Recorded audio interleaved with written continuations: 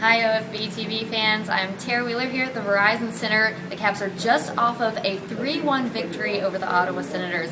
And just to set the scene for how this game started, both of these teams are really desperate for a win. The Ottawa Senators had lost 7 of their past 8 games, and there were rumors of some changes happening behind the bench if they couldn't start delivering some wins and some goals. But the Caps, they weren't very sympathetic to their situation. The Washington Capitals coming off of 3 straight losses, and just 1 month ago, they were in the Senators' position. They were coming off of 8 straight losses, and they finally broke that streak with the Senators. So they remember how they felt, just digging and desperate for a win, and they knew that that's how the Senators were going to come in here today. So that's the scene of how the game started. There were 2 factors that the Washington Capitals were keeping in mind coming into this game. And the first factor is they wanted to start off strong.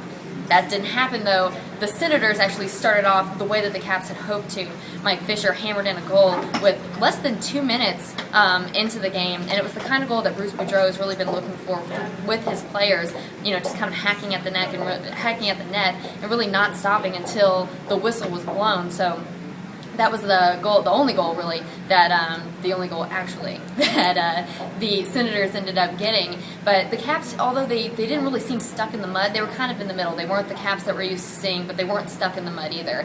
And the best scoring chance actually came from Johansson with about 5 minutes left in the first period. And Bruce Boudreau has really been talking highly of Johansson, saying that he reminds him of a younger Nick Backstrom. And he said, coming into the NHL at first, number 90 was kind of like, oh, all right, I've got the puck, I'm a little bit nervous, I'm in the NHL, I need to give it to somebody else. But now he's more comfortable really walking in towards the net and challenging those other players. And that's exactly what he did with 5 minutes left in the first period. Probably the Caps' best scoring chance in the first period. And before he took that shot, the Caps had actually been shotless on goal for about 10 minutes. So it was a little bit unnerving for Caps fans. It was a pretty quiet arena around that point. But towards the end of the second period, things really did start to pick up. And but it really wasn't until the real momentum shifter was Brooks Lake's goal on a uncharacteristic turnover.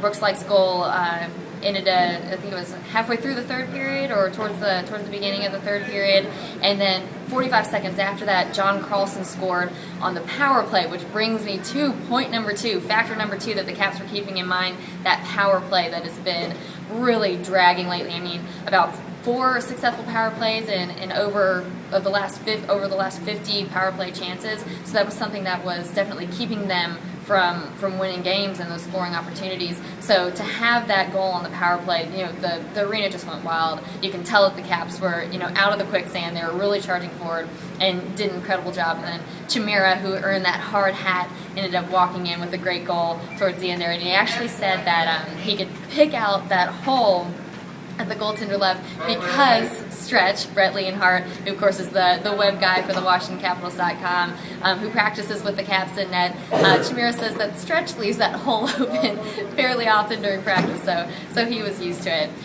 So those are the 2 factors the Caps had kept in mind. They didn't start out as strong as they wanted to, but they ended well, ended their 3-game losing streak, and I think that they're going to take that momentum with them on the road. It's going to be a tough 3-game stretch on the road. They're facing Philadelphia, which everyone knows is a really tough place to play. Philadelphia, then Long Island, and then Toronto before they come back home. But 10 of the next 15 games are on the road, so hopefully the Caps can take this momentum and take it with them on those road trips and not get any more losing streaks like this again. So for OFB TV, thanks for tuning in, and I'll see you guys later on in the season.